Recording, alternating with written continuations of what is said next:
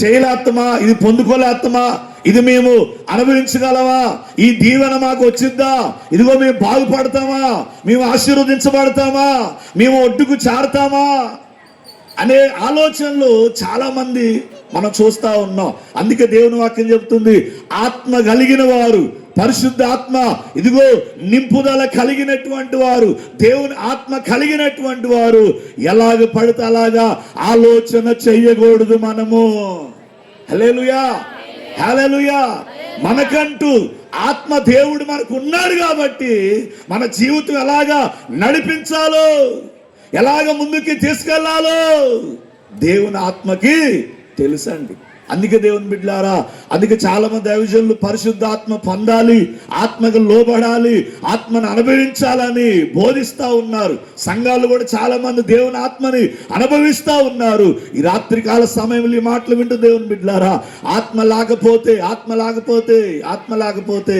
దేవుని ఆత్మ పొందకపోతే రకరకాలుగా మనం కూడా ఏదేదో ఆలోచన చేస్తా ఉన్నాం. ఏది పడితే అది అనుకుంటా ఉంటాం, నెగిటివ్గా ఆలోచన చేస్తూ ఉంటావు. ఏమండి, మేము నాశనం అయిపోతాం, పతనం అయిపోతాం, మాకేదో జరగబోతుంది, మాకేదో కలగబోతుంది. ఆత్మ కలిగినటువంటి వారికి ఏ అపాయము రాదు. ఎందుకో తెలుసా? మన మీద ఉన్న ఆత్మే మనల్ని తప్పించగలుగుతుంది. హల్లెలూయా. చేతులెత్తి స్తోత్రం చెల్లిదా. హల్లెలూయా. ఆ దేవుని ప్రజలారా, ఆత్మ కలిగిన వారు ఎలాగ పడితే అలాగ మాట్లాడకూడదండి, ఎలాగ పడితే అలాగా అనకూడదు, ఆలోచన చేయకూడదండి. దేవుని ఆత్మ మనలో ఉన్నది. ఆత్మ ఎప్పటికప్పుడు మనల్ని గద్దిస్తూ ఉంటది, ప్రేరేపిస్తూ ఉంటది. చాలా జాగ్రత్తగా మనము ఆత్మపూర్లుగా మనము మాట్లాడేవారుగా ఉండాలి. దావీదు చూడండి, భయపడుతూ ఉన్నాడు.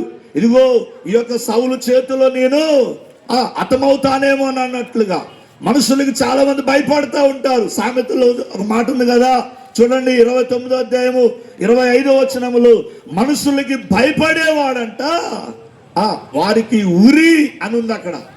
చదవండి.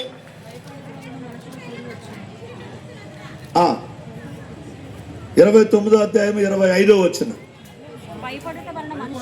భయపడుట వలన మనుషులకి, చూడండి చాలా మంది భయం, జీవిత విషయమే భయపడుతూ ఉంటారు.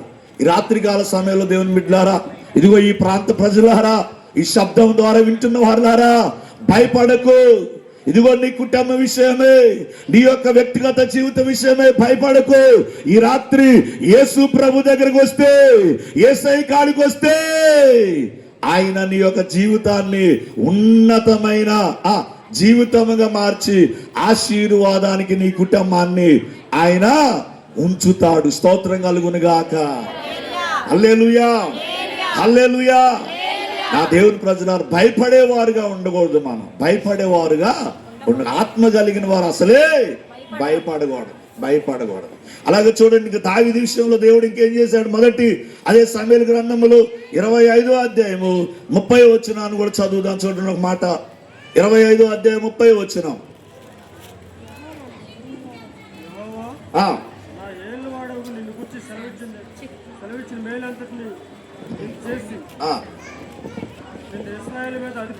ఇశ్రాయేలు మీద నిన్ను అధిపతిగా నిర్ణయించెను. స్తోత్రం కలుగును గాక. చదివే స్తోత్రం చెబుదా. హల్లెలూయా. దేవుడు ఏం చేశాడు? దావీదుని అధిపతిగా నిర్ణయించెను. అందరూ నా మాట అనండి, నిర్ణయించెను. స్తోత్రం కలుగును గాక. హల్లెలూయా. దేవునికి మన మీద ఒక నిర్ణయం ఉన్నది, ఒక ప్రణాళిక ఉన్నది, ఒక ఉద్దేశం ఉన్నది. హల్లెలూయా. భయపడ్డానికి కాదు. ఏమంటే మన జీవితము ఇదిగో అంతమవుతుందని, ఇదిగో నాశనం అయిపోతుందని, ఫిలిస్తీన్ల దేశంలోనికన్నా వెళతానన్నట్లుగా, లోకంలోనికి వెళతానన్నట్లుగా ఆలోచన చేయకూడదు. మనము అలాగా అనుకోకూడదు. చాలా మంది వారికున్న కష్టాలను బట్టి, శ్రమలను బట్టి వారి జీవితాలు ఏం చేస్తున్నారు? ముగించుకుంటున్నారని. ఇన్ని కష్టాలు మేము భరించలేము, ఇన్ని బాధలు మేము తట్టుకోలేమని వారి జీవితాలని ఏమంటే చూడండి, చాలా మంది ఆత్మహత్యలు చేసుకుంటా ఉన్నారు. జీవితాలను పాడు చేసుకుంటా ఉన్నారు. ఈ రాత్రి మాటలు వింటున్న వారులారా, చూడండి, యేసు ప్రభుకి మన మీద, దేవునికి మన మీద ఒక నిర్ణయం కలిగి ఉన్నాడు. స్తోత్రం కలుగును గాక. సంఘం ఇక్కడ ఉన్నారు, సంఘస్థుల మీద, సంఘానికి, దేవుని యొక్క నిర్ణయం ఉంది. సంఘం మీద దేవుని యొక్క ఉద్దేశం ఉంది. ఈ ప్రాంతంలో ఉన్నటువంటి సంఘాల మీద ఆయన ప్రణాళిక ఉంది. హల్లెలూయా, హల్లెలూయా. అందుకే మనందరము నిర్ణయించబడినటువంటి వారము. దేనికి? ఏమండి? ఆయనను మహిమపరచాలని, ఆయనను స్తుతించాలని, ఆయనను ఘనపరచాలని, ఆయనను ఆరాధించాలని, అనేక మందికి మనమే ఒక మాదిరిగా ఉండాలని దేవుడు మనందరినీ నిర్ణయించాడు. ప్రైజ్ ది లార్డ్, హల్లెలూయా. చాలా మంది దేవుని నిర్ణయాన్ని పక్కన పెట్టి వాళ్ళ నిర్ణయాలతోనే ముందుకెళ్తా ఉన్నారు. వాళ్ళ నిర్ణయాలతోని జీవితాలు కట్టుకుంటా ఉన్నారండి. వాళ్ళ నిర్ణయాలతోని సేవ పరిచయలు కూడా కట్టుకుంటా ఉన్నారు. ఈ రాత్రి ఈ మాటలు వింటున్న వారులారా, దేవుని నిర్ణయం ఉన్నది మన మీద, యేసయ్య యొక్క ఉద్దేశం ఉన్నది. దాని మీదనే మనము కట్టబడాలి, ఆ నిర్ణయానికే మనము లోబడాలి. కానీ కాబట్టి మన సొంత నిర్ణయాలతోని దేవుల్లో ఎదగలేము మనము. స్తోత్రం కలుగును గాక. చదిలే స్తోత్రం చెల్లిదా. హల్లెలూయా. నష్టమైన తర్వాత అర్థమైందండి, అయ్యో ఇది నా సొంత నిర్ణయం కదా, ఇది నా సొంత ఆలోచన కదా, ఇది నా సొంత ప్రణాళిక కదా అన్నట్లుగా. ఏమండి? చెప్పకనే దైవజనులు చెప్తా ఉంటారు, ఏమనమ్మా వినండి, ఇదిగో దేవుడు ఒక నిర్ణయిస్తాడు, దేవుని ప్రణాళిక ఉంటది, మీరేం కంగారు పడొద్దు, ఏం బాధపడొద్దు అన్నదాకా కూడా ఆగరండి. వాళ్ళ సొంత నిర్ణయాలు తీసుకొని నష్టమైన తర్వాత అప్పుడు, అయ్యగారండి మా కుటుంబానికి ఇలా జరిగింది, మా జీవితానికి ఇలాగా, మా పిల్లలకి ఇలాగా అయిందండి అని అప్పుడు బాధపడతా ఉంటారు. స్తోత్రం కలుగును గాక. హల్లెలూయా. మనందరము యేసయ్య నిర్ణయానికి లోబడుదుముగాక, యేసయ్య ప్రణాళికలకి లోబడుదుముగాక. హల్లెలూయా, హల్లెలూయా. ఆ దేవుని ప్రజలారా, మన మీద యేసయ్యకి ఒక నిర్ణయం అనేది ఉంది. ఆ నిర్ణయం ప్రకారమే మన జీవితాల ముందుకి నడిపించబడాలి. చూడండి, దేవుడు దావీదుని ఏం చేశాడంట? నిర్ణయించాడు. ఒక అధిపతిగా, ఒక రాజుగా, ఒక ఆత్మీయుడిగా నిర్ణయించాడు. సంఘములో నువ్వు ఆత్మీయంగా ఉండాలని, ఇదిగో ఆత్మని పొందాలని, ఇదిగో దేవుని సేవ చేయాలని, దేవుల్లో నిలబడాలని ఆయన మనల్ని నిర్ణయించాడు. దానికి మనం ఏం చేస్తున్నాం? అవండి, తప్పిపోతా ఉన్నాం. ఆ నిర్ణయానికి దూరం అవుతా ఉన్నాం. అప్పుడు పాస్టర్ గారు కూడా, అమ్మా ఈ పనికి నేను నియమించిన, నేను నిర్ణయించిన, ఇదిగో వంట చేసేది నువ్వే, వడ్డిచ్చేది నువ్వే, ఇదిగో మందిరానికి పరిచయం చేసేది నువ్వే, ఆత్మలని ఇదిగో అనేక మందికి బయటికి వెళ్ళి సువార్త చెప్పేది నువ్వే, నేను నిర్ణయించామని చెప్తే చాలా మంది మాకు పని ఉందని తప్పించుకుంటా ఉంటారు. హల్లెలూయా, హల్లెలూయా. ఆ దేవుని ప్రజలారా, ఈ రాత్రికాల సమయంలో ఈ మాటలు వింటున్న మన జీవితంలో కూడా ఎక్కడ దేవుని నిర్ణయాన్ని మనము తోసివేయకూడదు. దేవుని నిర్ణయానికి మనము లోబడేవారుగా ఉందుముగాక. హల్లెలూయా. అదే సామెతల గ్రంథంలో 27వ అధ్యాయము 8వ వచనాన్ని కూడా చదువుకుంటే ఒక మాట. 27వ అధ్యాయము 8వ వచనాన్ని కూడా చదువుదాం. చూడండి ఒకసారి.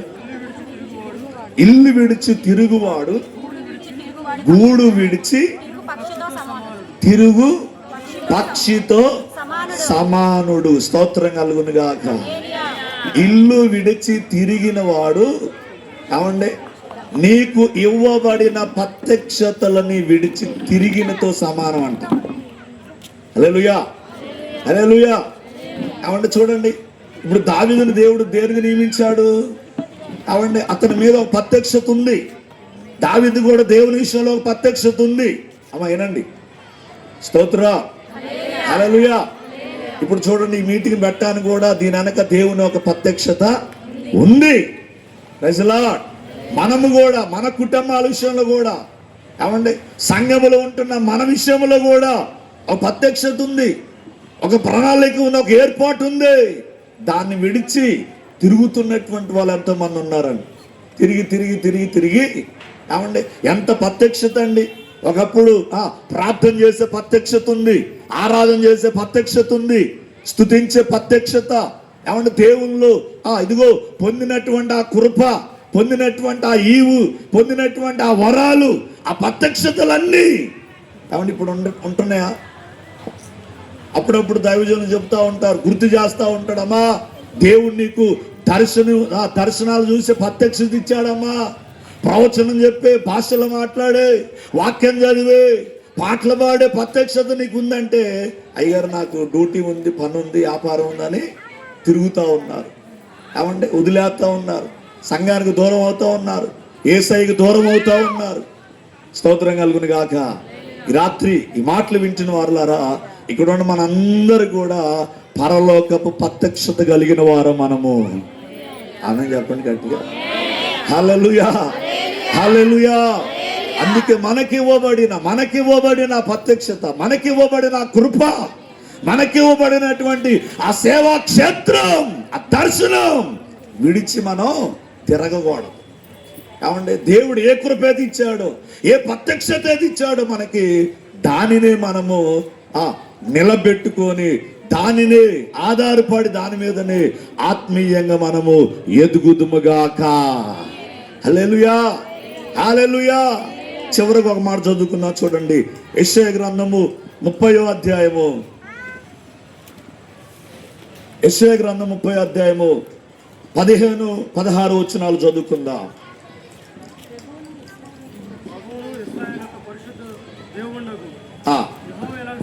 యెహోవా ఇలాగ సెలవిచ్చుచున్నాడు, నీవు మరలి వచ్చి ఊరుకుండుట వలన రక్షించబడుదురు, ఓరుకుండి నమ్ముకొనుట వలన మీకు బలము కలుగును. చాలు, చేతులే స్తోత్రం చెబుదానా? మీ బలం ఇదేనా? మరోసారి గట్టిగా చేతులు ఊపుదా చెబుదా, హల్లెలూయా, హల్లెలూయా. నమ్ముకొనుట నీ బలము. ఎవరిని చెప్పాలి? ఎవరిని? దేవుణ్ణి నమ్ముకోవడం బలము. స్తోత్రం కలుగును గాక. అప్పుడప్పుడు అంటారు, ఏంది నీకింత బలం ఉంది, ఏంటి నీకింత శక్తి ఉంది, ఇదిగో దేనికి నువ్వు భయపడట్లే, దేనికి నువ్వు లొంగట్లే, ఇదిగో దేనికి నువ్వు కలవరపడట్లే, టెన్షన్ పడట్లే. ఏమండి, చాలా మంది అప్పుల విషయంలో టెన్షన్ పడతా ఉంటారు, రోగాల విషయంలో టెన్షన్ పడతా ఉంటారు, ఆ పిల్లల చదువు విషయంలో, భవిష్యత్తు విషయంలో, ఇలాగా ఇల్లు విషయమై రకరకాలుగా కుటుంబ అవస్థలో, ఏమండి, నష్టమైన పరిస్థితులను బట్టి, జరిగిన కీడును బట్టి, ఇంకా రాబోతున్నటువంటి ఆ శ్రమలను బట్టి చాలా మంది భయపడుతూ ఉంటారు, కలవరపడుతూ ఉంటారు. నా కొడుకు ఏమవుతాడో, నా బిడ్డలు ఏమవుతారో, భర్త ఎప్పుడు ఇదిగో మా దేవుని నమ్ముతాడో, దేవుని కాడికి వస్తారో, ఏమండి, ఇంక మార్పు చెందుతాడో, ఆ తాగుడ వ్యసనము నుంచి, ఆ వ్యభిచారము నుండి, ఆ పాపము నుండి, ఇదిగో ఎప్పుడు ఇల్లు మారతారని ఒక పక్క తల్లి, భార్య, పిల్లలు ఏమన్నా టెన్షన్ పడుతూ ఉంటారు. దేవుని బిడ్డలైతే దేవుని కాడ రోజు ఆ కన్నీళ్ళ ప్రార్థన చేస్తూ ఉంటారు, అడుగుతూ ఉంటారు దేవుణ్ణి. దేవునికి స్తోత్రం కలుగును గాక. ఈ రాత్రి మాటలు వింటున్న వారులారా, ఇదిగో దేవుణ్ణి నమ్ముట, దేవుణ్ణి నమ్ముకొనుట మన బలమై ఉన్నది.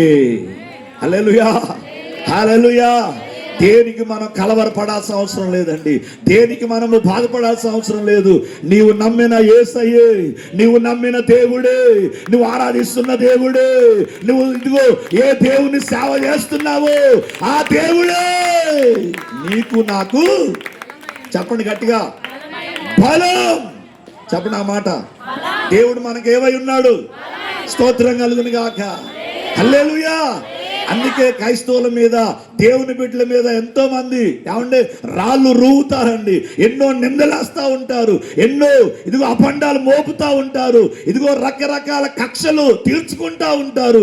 అయినా దేవుని బిడ్డలు క్రైస్తవులు ఎక్కడ కూడా భయపడరు, కృంగిపోరు. ఎందుకని?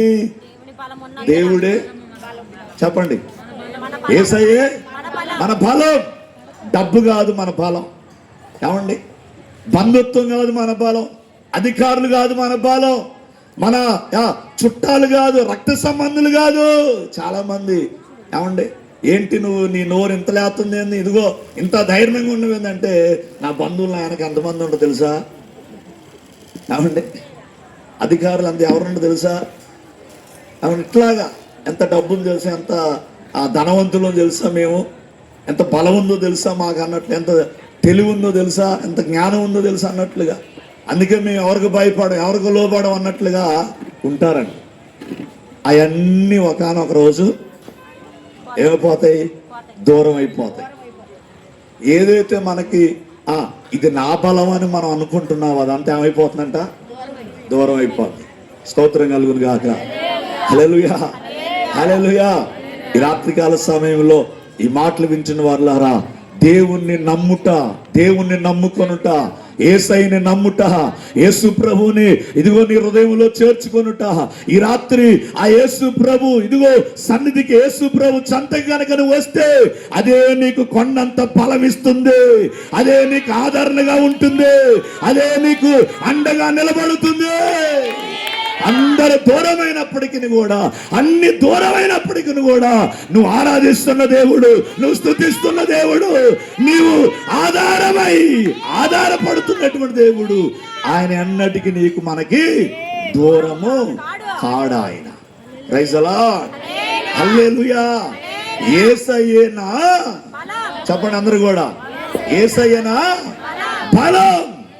ఆయనని నమ్ముకోవడం వలన మనకి బలము, బలం, బలం, అదే మనకి బలం. అదే ఆ బలం ఉంది కాబట్టి భూమి మీద మనం బ్రతుకుతున్నాం. ఎన్ని కష్టాలైనా, ఎన్ని బాధలైనా, ఏమండి, చాలా మంది, కొంతమంది దావీదు లెక్క పారిపోయే వాళ్ళు కూడా ఉన్నారు. అమ్మా వింటున్నారా? భక్తిని వదిలిపెట్టిపోయేవాళ్ళు, సంఘాన్ని వదిలిపెట్టిపోయేవాళ్ళు.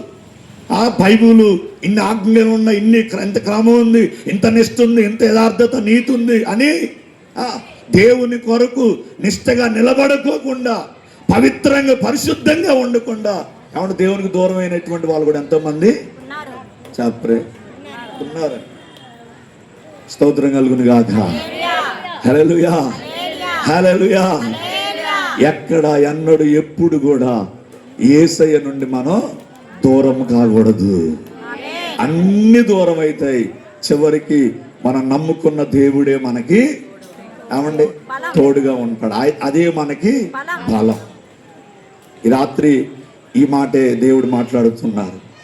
ఏమండి, ఏది మనకి బలంగా ఉండదు, ఎవరు మనకి బలంగా ఏమండి మనతో ఉండరుగా, నిలబడలేరు. కానీ మనం నమ్ముకున్న దేవుడే, నమ్ముకొనుట మన బలం. స్తోత్రం కలుగును గాక. ఈ మాటలు, నా మాటలు ముగింపులో, ఈ రోజు నుంచి ఎక్కడ శ్రమ వచ్చిందని, ఏమండి శ్రమ వచ్చిందని మనము దూరం కాకూడదండి. మన మీద దేవుని ఆత్మ ఉన్నది.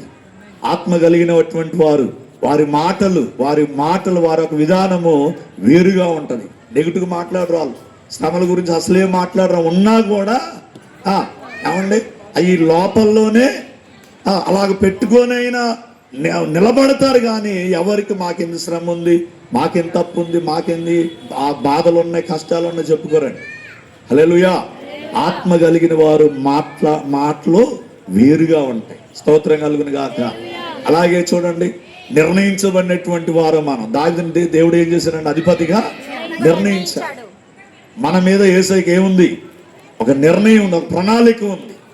అందుకే ఎట్లా పడితే అలాగా మన సొంత నిర్ణయాలకు మనం వెళ్ళకూడదు. స్తోత్రం కలుగును గాక. హల్లెలూయా చెబుదా. హల్లెలూయా. చూడండి, మీటింగ్ కూడా జరగటం ఎవరి నిర్ణయం? అది అంతేనా? రాజు పాస్టర్ గారు, హల్లెలూయా. పాస్టర్ గారు ఒక పూట చాలంటే దేవుడు 2 పూటలు నిర్ణయించాడు. హల్లెలూయా.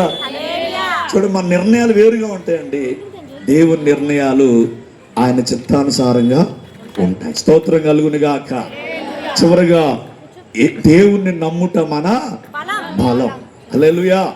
ఆ మాటల ముగింపులో ఈ రోజు నుంచి మరి శ్రమల్లో కూడా మనము ఆత్మీయంగా నిలబడదాము.